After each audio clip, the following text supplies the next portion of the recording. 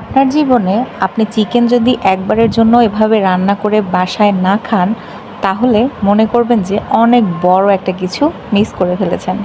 খুব সামান্য একটু ইনগ্রিডিয়েন্টস দিয়ে বাসায় থাকা হাতের কাছের উপকরণে এত সুন্দর একদম হোটেল স্টাইলের একটা চিকেন ঝাল ফ্রাই আজকে রান্না করে দেখাবো আপনাদের। যদি এটা বাসায় ট্রাই না করেন, আমি বলবো অবশ্যই অনেক বড় কিছু মিস করে ফেলছেন। একদম সহজ, কেন বানাবেন না? চলুন রান্না শুরু করি। প্রথমে আমরা এখানে 1 কেজির মতো চিকেন নিয়েছি। এটাকে আমি রেগুলার কাট করে নিয়েছি। আপনারা চাইলে আরও ছোটো করতে পারেন, আবার 4 পিসও করতে পারেন। যেহেতু আমি ব্রয়লার মুরগি দিয়ে করছি, তো আপনারা যদি সোনালি বা কক মুরগি যেটা হয় ওটা দিয়ে করেন, তাহলে 4 পিস করেও এটা করতে পারবেন, কোনো সমস্যা নেই। সবাই বলে যে হ্যাঁ, ব্রয়লার মুরগির ঝাল ফ্রাই মজা হয় না। তো সেই জন্যই আজকের রেসিপিটা আপনাদের সাথে শেয়ার করা, যে ব্রয়লার মুরগি দিয়েও কীভাবে মজাদার একটা চিকেন ঝাল ফ্রাই রান্না করা যায়, সেটাই আপনাদের সাথে শেয়ার করব।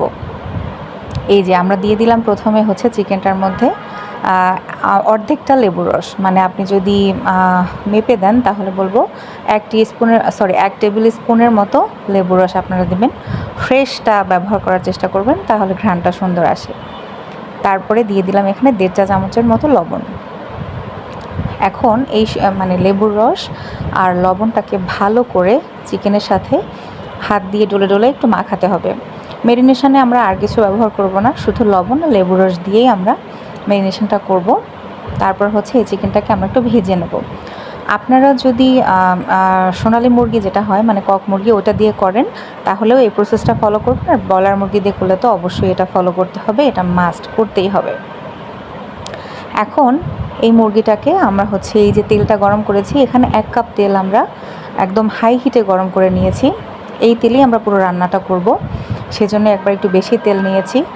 দেখুন, আমরা একদম আগুন লেগে যাওয়া টাইপের যে তেলটা গরম হয়, সেই তেলের মধ্যে মুরগিটা দিব। কারণ আমরা যদি কম আঁচে তেলটা ভালো করে গরম না করে মুরগিটা ভাজি, তাহলে মুরগি থেকে অনেক পানি বের হবে, আর মুরগির ভেতরে যে জুসিনেসটা থাকে সেটা বের হয়ে যাবে, খেতে জিনিসটা ভালো লাগবে না। এই জন্য আমরা একদম হাই হিটে এটাকে ভাজবো। 30 থেকে 40 সেকেন্ড পর এই দেখুন, একটু নেড়ে দিচ্ছি, কালার কিন্তু চলে এসছে প্রায় অনেকটা, একটু বাদামি, একটু গোল্ডেন। যখন কালারটা চেঞ্জ হবে মুরগিটার, তখন আমরা এটাকে একটু উল্টে পাল্টে দেবো। এভাবে নেড়ে চেড়ে একটু উল্টে পাল্টে দেবো। খুব বেশি সময় লাগবে না ভাজতে, এপিট উপিট 2 পাশটা ভাজতেই আপনার 2 মিনিটের মধ্যে হয়ে যাবে। দেখুন, এরকম একটু বাদামি বাদামি, একটু গোল্ডেন গোল্ডেন করে যখন কালারটা আসবে, আমরা এটাকে তুলে নেব।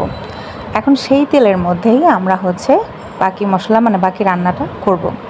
প্রথম দিয়ে দিলাম এখানে পেঁয়াজ কুচি। ঝাল ফ্রাই রান্নাটা কিন্তু একটু মশলা বেশি ব্যবহার করা হয়, তেল একটু বেশি ব্যবহার করা হয়। তো আপনারা আবার ভাববেন না যে এত বেশি কেন দিচ্ছে। এখানে আমি প্রায় 2/3 কাপের মতো পেঁয়াজ দিয়েছি, হাফ কাপের থেকে একটু বেশি পেঁয়াজ কুচি এখানে দিয়ে দিলাম। আর দেখুন, মাংস ভাজার সময় কিন্তু একটু ওই যে মশলাটা একটু লেগে লেগে যায়, এগুলো তোলার দরকার নেই। আপনারা যদি মনে করেন একদম পুড়ে গেছে, তাহলে তুলে ফেলবেন। আমার পোড়েনি, জাস্ট একটু লেগে এসেছে। এটা কিন্তু কালারটা ভালো আনে, সেজন্য আমি পাত্রটা চেঞ্জ করে নিই, সেটাই রান্না করছি। দিয়ে দিয়েছি 5-6টার মতো সবুজ এলাচ, 3-4টার মতো লং দিবেন। আর মশলাগুলো আস্ত গরম মশলাগুলো এটার সাথে দিবেন, আর একটু নেড়ে চেড়ে দিবেন। কারণ তেলটা যেহেতু অনেক গরম, আপনারা যদি নেড়ে না দেন, দেখা যাবে পেঁয়াজগুলো একদম পুড়ে পুড়ে যাবে, একদম ভেজে বেরেস্তারও বেশি হয়ে যাবে, পুড়ে যাবে। এরপরে অ্যাড করে দেবো এখানে দারুচিনি।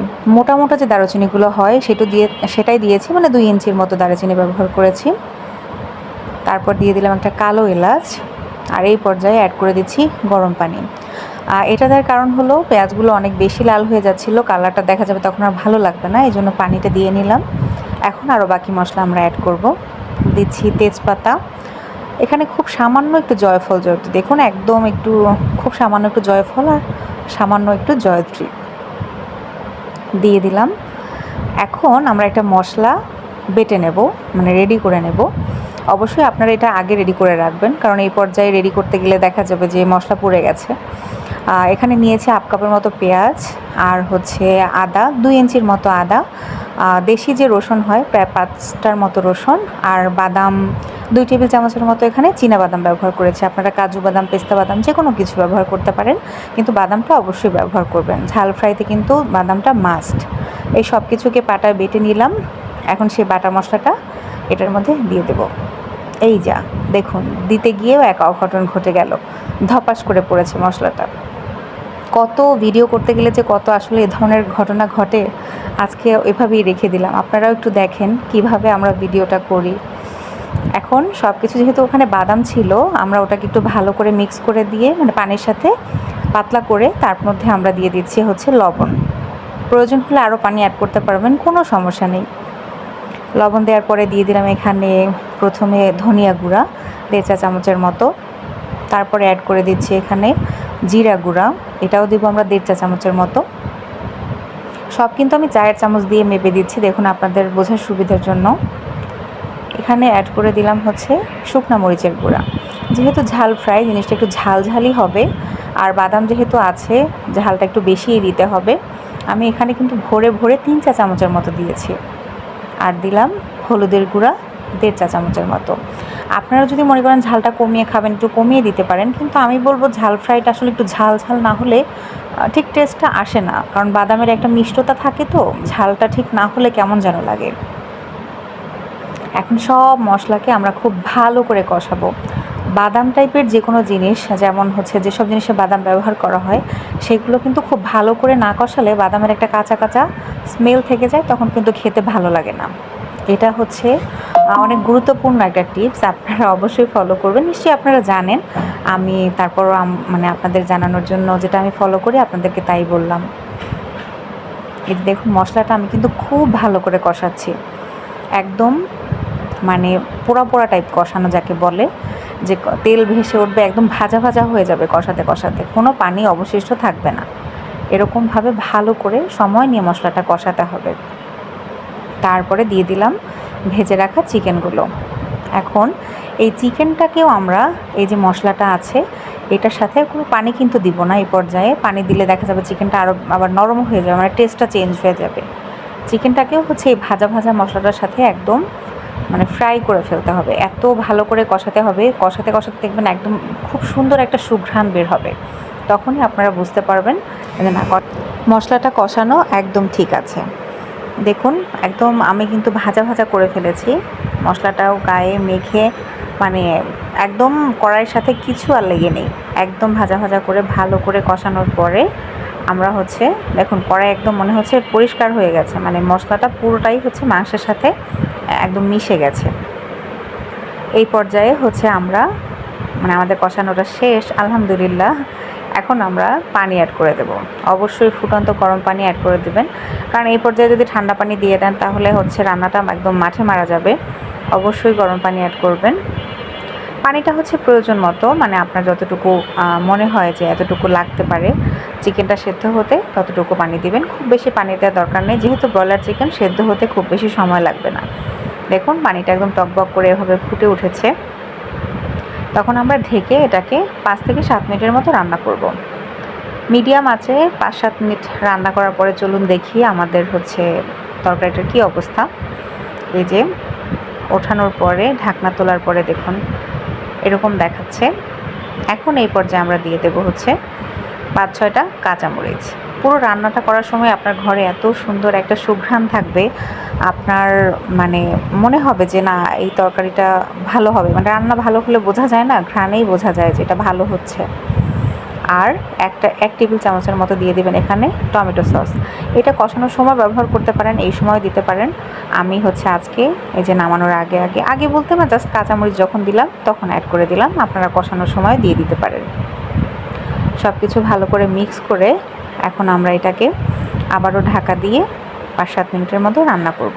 মানে বাকি ঝোলটা টেনে যাবে, একটু মাখা মাখা হয়ে যাবে, সে পর্যন্ত রান্না করব। এই যে দেখুন আমাদের চিকেন ঝাল ফ্রাই কিন্তু প্রায় হয়ে গেছে।